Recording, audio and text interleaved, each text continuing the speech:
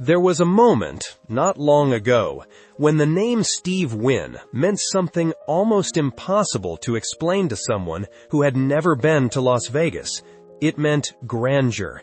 It meant the kind of hotel lobby that made you stop walking and just look up. It meant the Bellagio fountains, the Mirage volcano, the idea that a single person could reshape an entire city simply by deciding to build something different. He did not just construct buildings, he constructed an image of what Las Vegas could be. And for decades, that image held. Casino mogul Steve Wynn resigned overnight as CEO of Wynn Resorts amid accusations of sexual misconduct. Wynn said he has become the focus of an avalanche of negative publicity. Then, in January 2018, it all came apart in roughly 48 hours. One investigative report, one set of allegations, and a man who had spent 50 years building the most recognizable brand in the casino industry stepped down from his own company within weeks. But here is the thing most people miss. The scandal was the trigger. It was not the whole story. Because the deeper you look at what Steve Wynn built, and how he built it, the more you start to wonder whether the cracks were already forming long before anyone wrote a single word about what happened behind closed doors. Steve Wynn arrived in Las Vegas in the late 1960s with very little capital and a very clear eye for opportunity. He grew up around gambling, and after his father died, leaving behind a pile of debt, he learned early how to manage the gap between what something looks like and what it actually is. His first move was not building a casino. He acquired a stake in the Frontier Hotel. He flipped a piece of land next to Caesar's Palace back to Howard Hughes at a profit. And he used that leverage to start thinking bigger. The lesson he learned from those early deals shaped everything that followed. People will pay more if you make them feel like they are getting something extraordinary. The Mirage opened in 1989, $530 million. People inside the industry genuinely believed it would bankrupt him. The property needed to generate $1 million per day just to cover operating costs. That number was not theoretical. It was survival math. But the Mirage worked. The volcano, the white tigers, the experience, it changed the entire blueprint of how Las Vegas thought of itself. Bellagio came next in 1998, $1.6 billion. Fountains on a man-made lake, an art gallery inside a casino. The most ambitious hospitality project the city had ever seen. Wynn Las Vegas followed in 2005. Encore in 2008, each more refined and more expensive than the last. He was not building for everyone. He was building for the people who could afford to spend without thinking about it. That was the vision, and for a long time, it looked unstoppable. At its peak, Wynn Resorts was generating roughly $1.7 billion in net revenue annually from its Las Vegas properties alone. Just Wynn Las Vegas and Encore. The company, among the highest revenue per room operations in the entire United States hospitality industry. Guests were paying over $300 per night for a standard room. Rates that competed not with the MGM Grand or the Venetian, but with five-star hotels in New York and London. During major events, that number climbed past 500. EBITDA margins ran consistently above 30% during strong years. For every $100 the property brought in, it kept more than 30 as operating profit. For a casino and hotel operation, that is a genuinely strong number. But underneath those margins was a debt structure that required constant attention. By the mid-2010s, Wynn Resorts carried total long-term debt in the range of $9 to $10 billion globally. The interest payments alone ran into the hundreds of millions annually. The business was profitable the way a high wire act is impressive. Everything had to keep moving. Macau was supposed to be the growth engine. Wynn opened there in 2006, and for several years, the numbers were extraordinary. At its peak, Macau generated more revenue than Las Vegas. Then, the Chinese government launched a sweeping anti-corruption campaign in 2014. High rollers who had been moving money through junket operators suddenly became very cautious about being seen at a casino table. In 2015, net revenue from Macau fell by roughly 38% in a single year. 38%. That is not a correction. That is a collapse of the core assumption the entire international expansion had been built on. Wynn Resorts shares hit an all-time high of around $240 in early 2014. By early 2016, the stock had fallen to roughly $80, a loss of 2/3 of its market value in under 2 years. For a company built on the image of precision and control, that volatility was more than uncomfortable. It was a signal that something structural was under serious strain. The financial foundation Steve Wynn built was real. The revenue was real. The margins were real. But the architecture of that foundation depended on conditions that were always more fragile than they appeared from the outside. Las Vegas in the 2010s was not the same city it had been when Steve Wynn opened the Mirage. The Strip had changed, the customer had changed, and the competitive landscape had shifted in ways that created pressure on every operator, but especially on a brand positioned at the very top of the market. The first shift was geographic. For most of the 20th century, Las Vegas held something close to a monopoly on large-scale legal gambling in the United States. But through the 90s and into the 2000s, tribal casinos expanded aggressively across the country. By 2015, there were more than 1,000 tribal gaming operations. Nationwide. The casual gambler who once booked a flight to Las Vegas could now drive 45 minutes from home. The second shift was demographic. The baby boomer generation that had made Las Vegas synonymous with a certain kind of adult freedom was aging out of its peak spending years.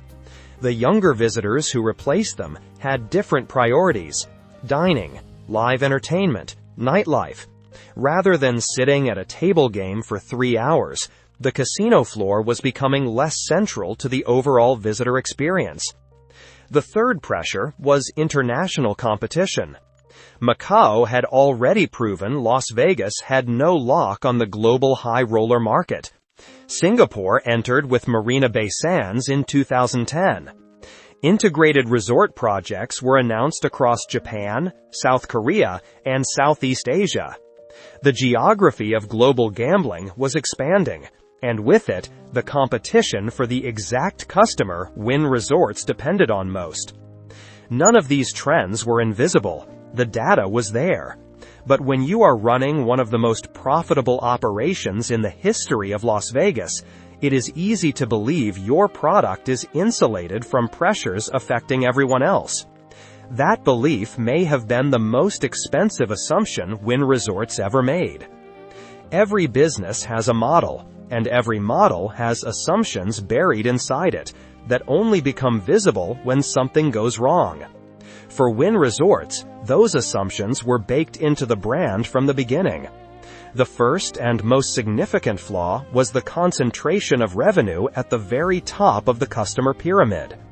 Wynn properties were designed, staffed, and priced for one kind of guest: the ultra-high net worth visitor who books a villa, orders from the fine dining menu without checking prices, and drops a meaningful amount at the baccarat table before checkout.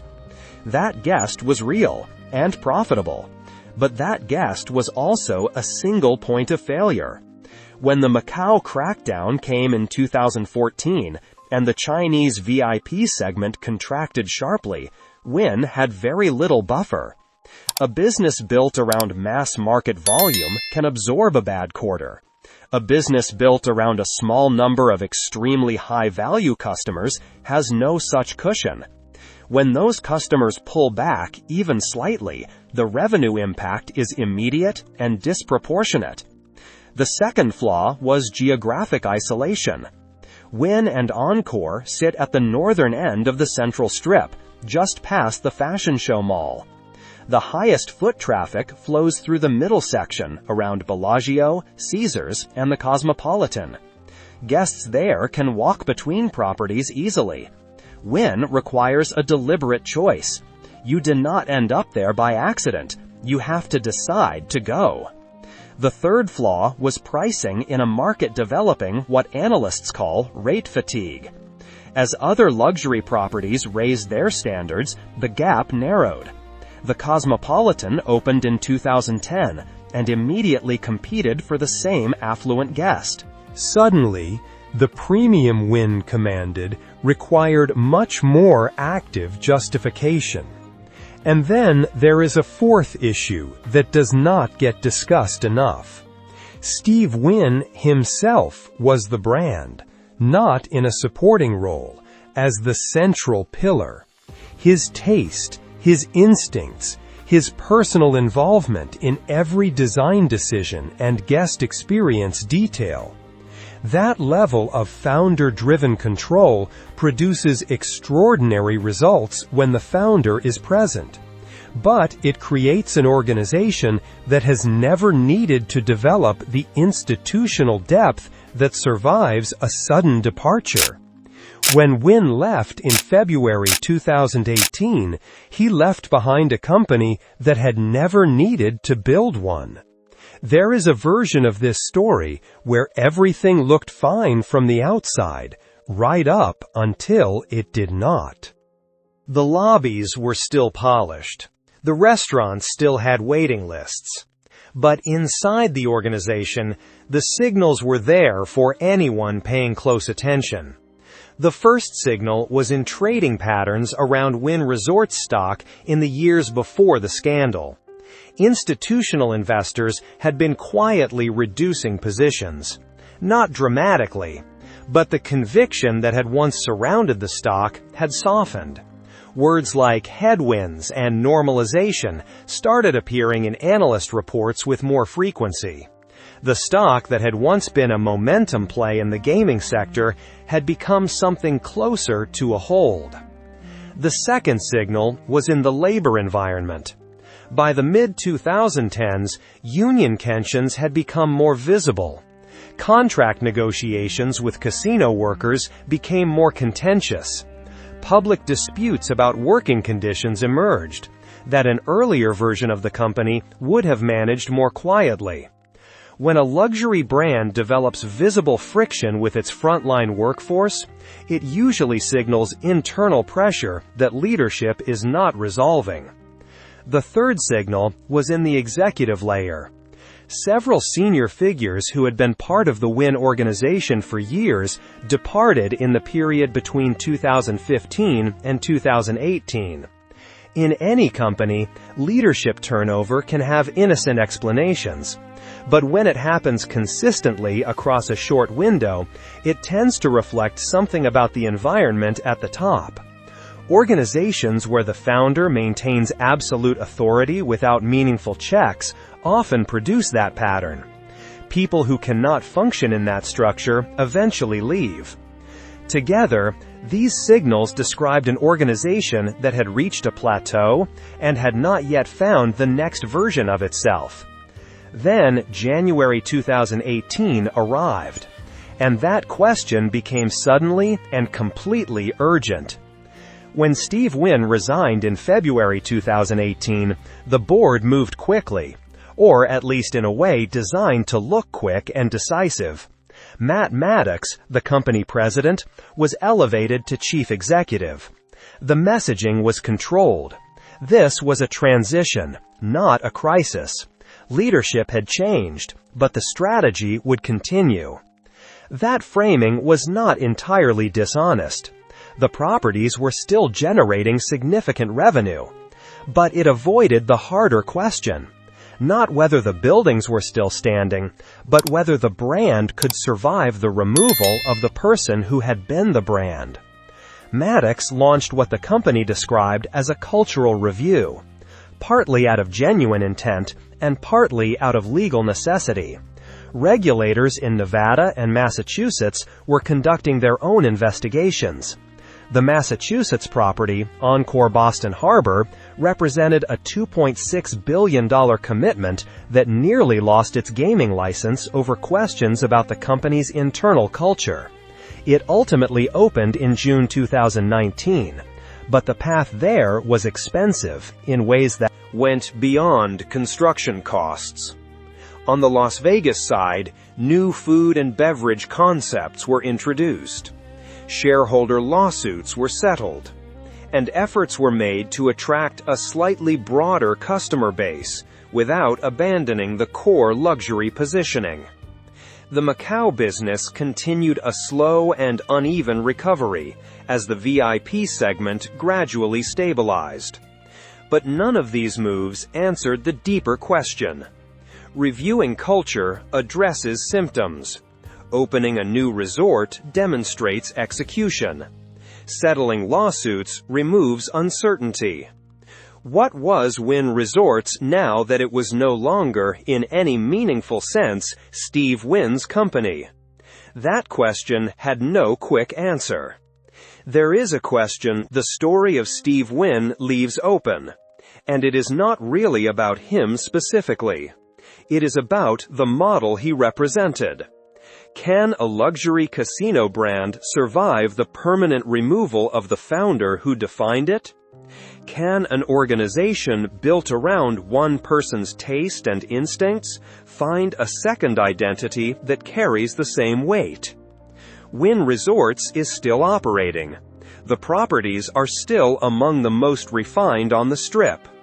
The company has continued to invest and attract guests willing to pay a premium for what the brand promises. By conventional measures, it has survived. But surviving is not the same as thriving in the way the company once did. The stock has never returned to its peak levels.